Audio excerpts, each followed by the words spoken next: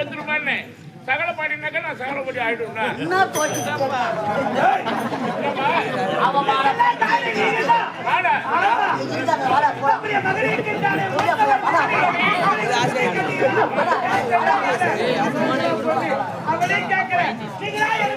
சரோஜா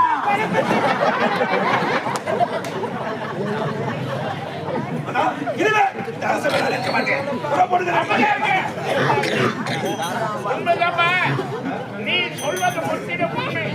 குடும்பத்துல 10 பேர் இருக்கிறாங்க, அவங்களெல்லாம் கூப்பிட்டு வச்சு அவங்களுடைய அபிப்பிராயத்தை கேட்கணும். உங்களுடைய எண்ணங்கள் என்ன, வீடு கட்டலாமா, நிலம் வாங்கலாமா, திருமணம் செய்யலாமா அப்படின்னு அவங்களுடைய எண்ணங்கள்.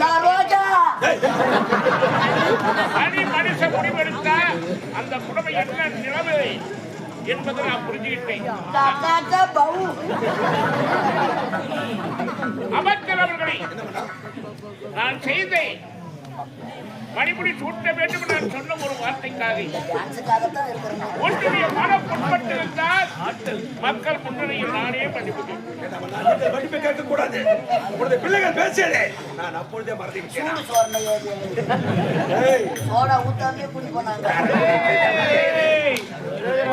மன்னிப்பு கேட்பவர் மனுஷன், அதை மன்னித்து ஏற்றுக்கிறவன் மனுஷனை விட மனுஷனை தெரிவு சொல்லுகிறாங்க. நான் செய்த தவறுக்காக என்னுடைய மகனுக்கு என்னுடைய திருக்கரத்தால் நானே மறுபடி சூட்டுகிறேன்.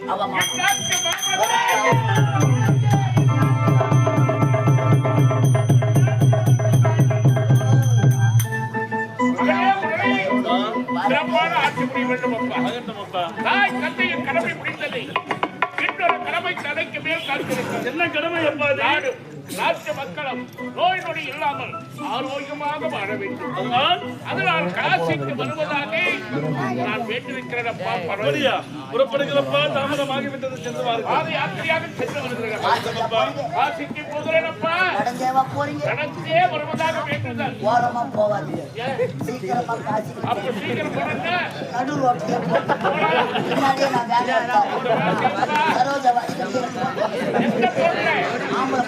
சரோஜா ஆயத்தலை சரோஜா ஆம்பளை பொண்ணை பண்ணியா பொம்பளை பொண்ணை பண்ணியா? அதுல போடல, ஆம்பளை போடும் பொம்பளை போட்டு பட்னு உள்ள போன அது ஆம்பளை போடு, அது அழுத்தினா தான் கிடக்கும்.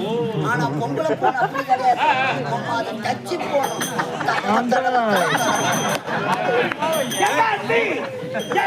துணையாக இருந்து நாட்டு மக்களுக்கு பையனை எங்க எடுத்து எடுத்தான்னு பாரு.